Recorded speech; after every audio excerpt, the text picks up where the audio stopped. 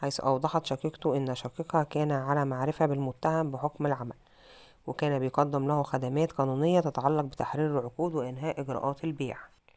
وأشارت أيضا شقيقة المهندس المتغيب إلى أن آخر ظهور له كان في عام 2022 حين تغيب بضع أيام، وعندما تمكن من التواصل معه عبر الهاتف بدأ صوته غير طبيعي وكان يتحدث بصعوبة. وعندما سألته عن حاله أجابها بأنه تعرض لحادث، لكنه طمنها وأخبرها أنه مع المحامي المتهم، وطلب منها عدم الحضور لمساعدته. ثم انتزع المحامي الهاتف من يد شقيقها وأخبره أنه سيحضر إليهم قريبا، وكان ذلك في أوائل شهر مارس 2022. ومنذ ذلك الحين لم تتلقى الأسرة أي اتصال آخر منه. وتؤكد شقيقة المهندس أن آخر مكالمة بينها وبين شقيقها كانت بحضور المحامي المتهم، مما دفعها إلى اتهامها بقتل شقيقها، خاصة بعد العثور على جثة ثالثة خلال مداهمة شقته خلال متابعة للمتهم، مرجحة أن تكون تلك الجثة لشقيقها المفقود.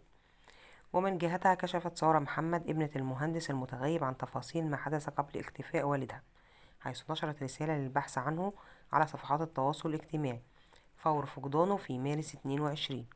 أوضحت إن آخر مرة تواصلت معه كان متجها لمقابلة المحامي المتهم لبيع منزل، لكنها لاحظت إن صوته كان غير طبيعي وإن المحامي كان بجواره خلال المكالمة.